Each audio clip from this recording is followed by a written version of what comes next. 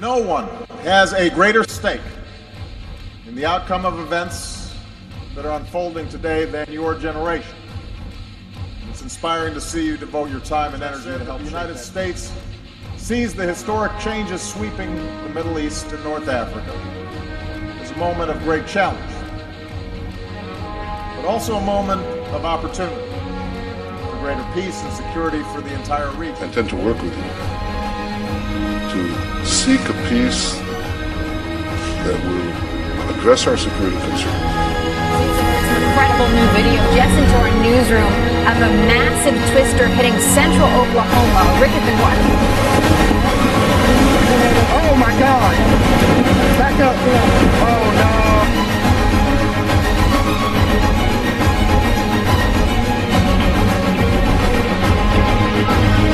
Hey!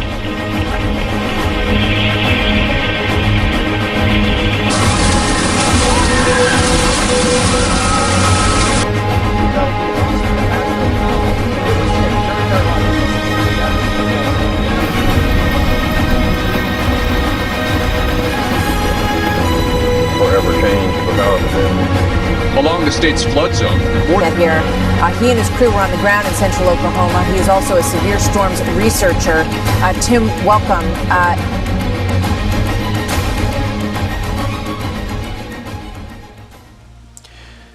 Maintenant, la NASA sont sur...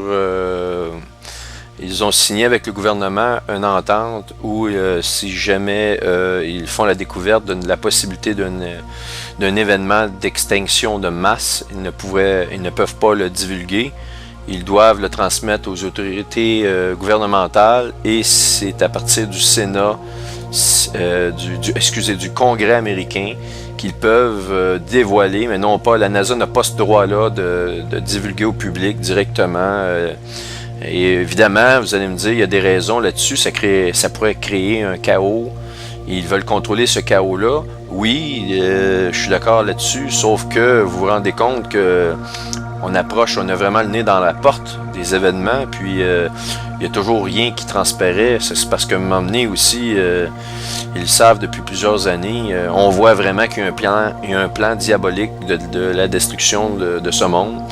Ils veulent éliminer beaucoup de gens et on voit que c'est un plan illuminatique. C'est d'ailleurs sur le Georgia Guidestone, c'est écrit, ils veulent pas plus que 500 000 personnes sur la Terre. Et c'est ce qu'ils vont faire. Et évidemment, vous savez, ce jeu-là est en train de se faire. Maintenant, pour la comète Elénine,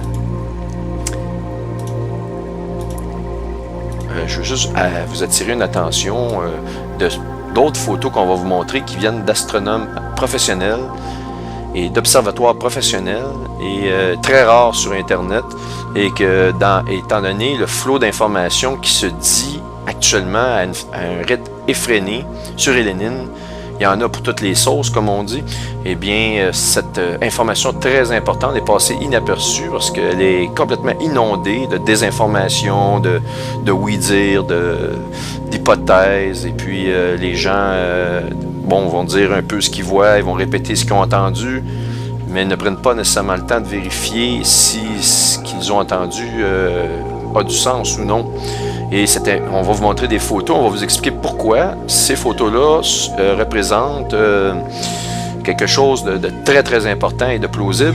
Maintenant, on vous montre ici, c'est l'appellation numérique de la comète, c'est 2010X1.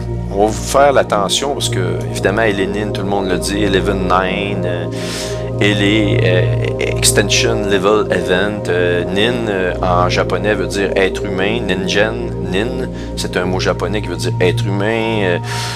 Vous avez toutes sortes d'appellations vraiment épeurantes de la comète Elénine, mais une qui n'a pas été mentionnée, et je trouve que c'est vraiment une des très importantes, c'est le X1 qui est rajouté ici à la fin de la comète 2010. Et ça fait référence à X1, on parle de planète X. Planète X, qu'est-ce que ça veut dire? Le chiffre X, c'est le chiffre romain. La lettre X, pardon, représente le chiffre romain qui veut dire 10. Pourquoi 10? C'est qu'on connaît 9 planètes. Bon, Pluton étant une planète naine, mais bon, on la contient comme étant, faisant partie de notre système solaire, comme étant le 9e objet qui ferait partie de notre système solaire. Maintenant, on s'en fâche pas dans les fleurs du tapis à dire, c'est rendu c'est un objet qui fait pas vraiment partie de notre système solaire, c'est pas vraiment une planète. Ce qu'on sait depuis longtemps, ils l'avaient déterminé comme planète, et donc on part du fait que Planète X vient du temps où Pluton était encore une planète au niveau de la définition. Et donc, un objet de grande taille qui pénétrait notre système solaire était donc un inconnu, un envahisseur, si vous voulez, de notre système solaire, et on l'appelait l'objet numéro 10, donc Planète X. On ne sait pas à qui on a affaire, donc on l'appelait X, mais aussi X, 10e objet qui pénètre notre système solaire. Mais 10e, avec l'appellation 1, nous fait référence que peut-être Hélénine est raccordée à d'autres X2, X3, X4, X5. La NASA nous parle ici de X1.